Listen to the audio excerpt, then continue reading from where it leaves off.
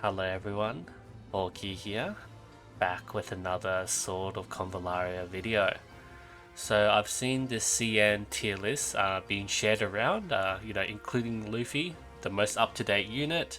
There's been this Reddit thread discussing about the units, some grouping into the different tiers, and there's been a lot of discussion and I guess a bit of a drama about what's happening with this tier list at the moment. Disrespect is crazy, and yeah, it's fairly understandable.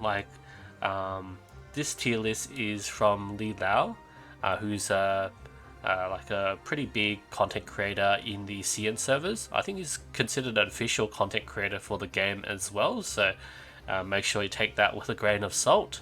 And the way he's listed this tier list was very controversial. So if you guys remember, in the initial video, Dotato's tier list, actually I didn't like this one, the ultimate CN tier list back on the 25th of October.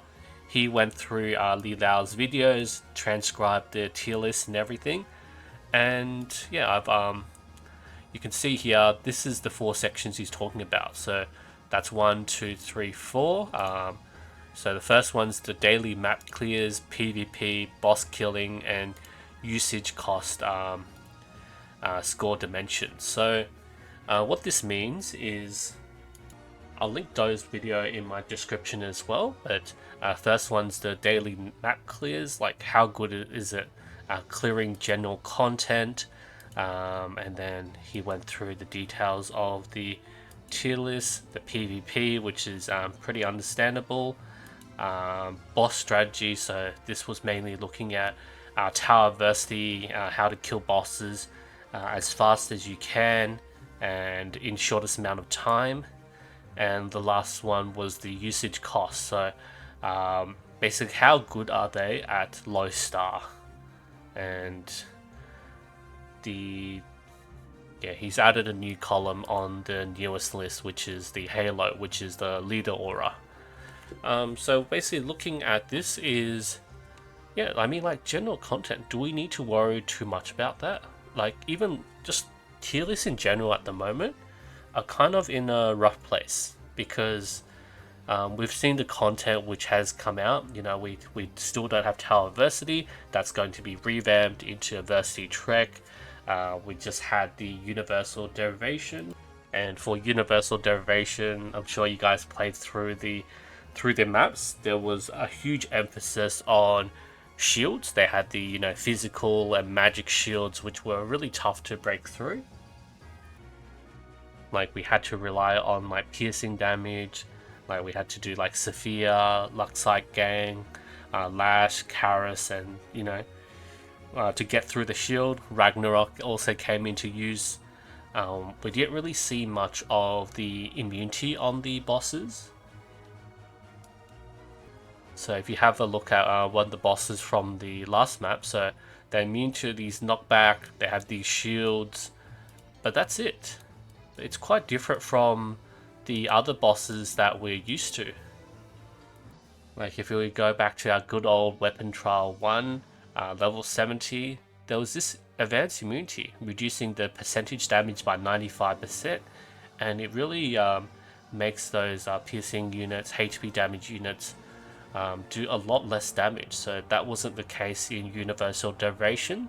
So this is basically another type of enemy.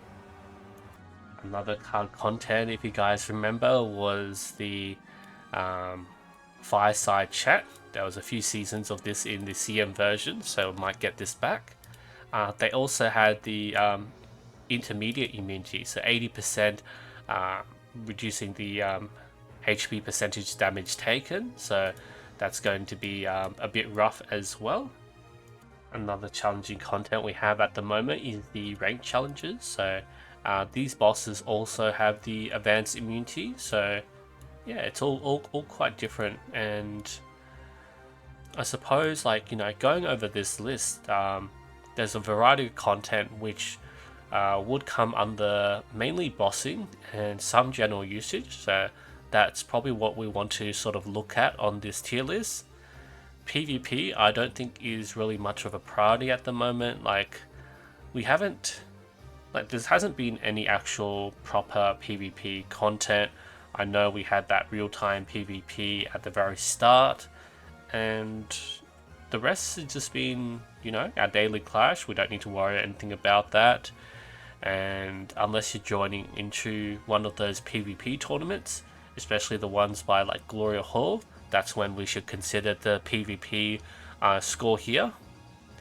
The main controversial one is this cost one. So this cost one, if we can see from Dotato's video, this is how they were ranked. So like they get high scores if they're usable at low stars essentially.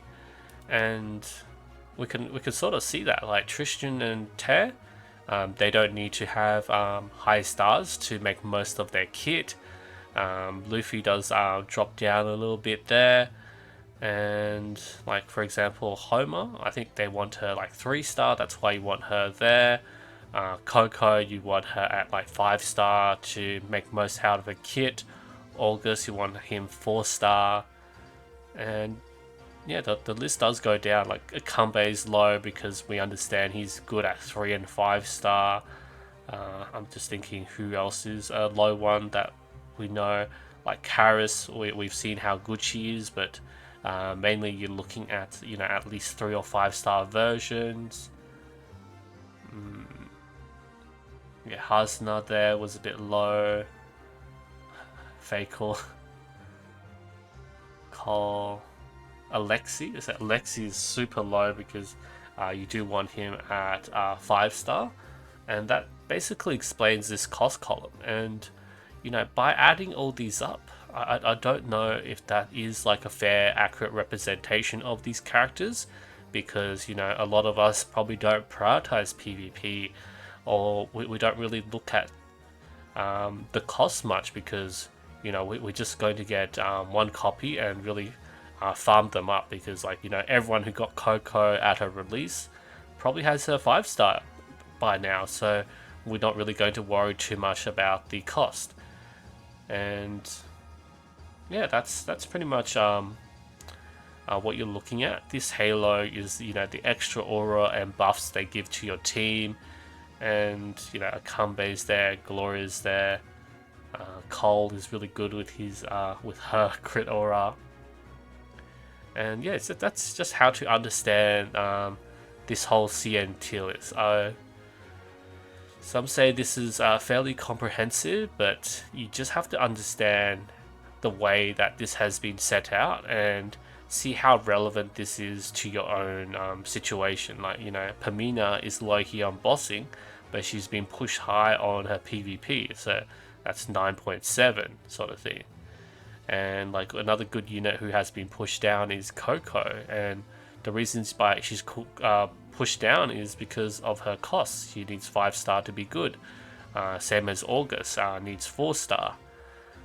Gloria does drop in PvP and drop a bit in the cost as well, so she's been pushed down there. And the Shooting Stars is the Meteor team, so I don't really.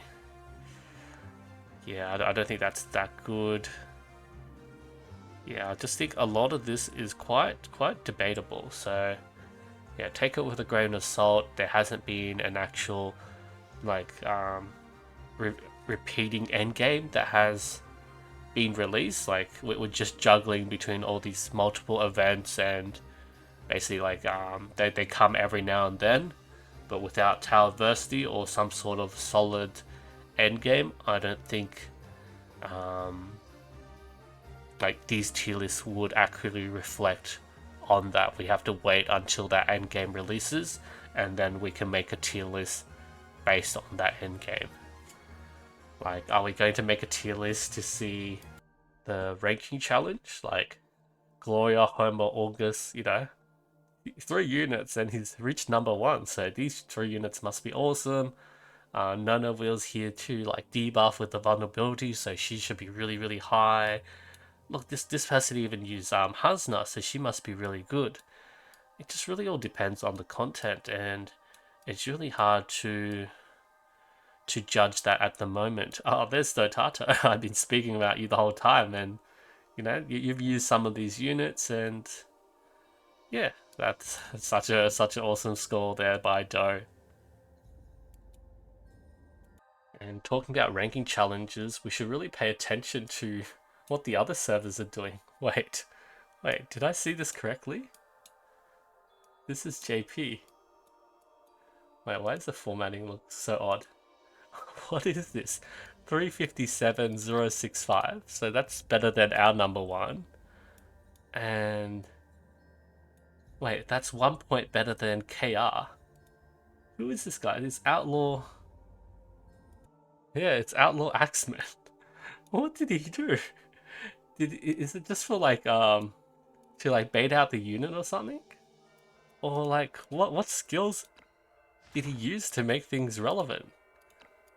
I have no idea. But yeah, that's so interesting if we're, you know, comparing the ranking challenge scores.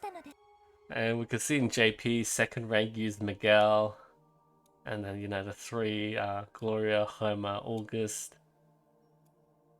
Yeah, there's... And yeah, that's what a surprise. Outlaw, Axeman, and Miguel there. Yeah, even in Korea, Miguel's been used. And the scores are similar. So this guy's 1 point ahead. 357,059. He's only 5 points behind. So this guy's doing really well. And Miguel as well. Nungol, Magic Team, Ida. More Miguels. Have we even used Miguel in Global? No, just that Husna, right? Yeah, that is so interesting because, like, you know, this is ending very, very soon. 1 day, 12 hours. So this is basically the final day score, and I can't believe Outlaw Axeman is in the number one team.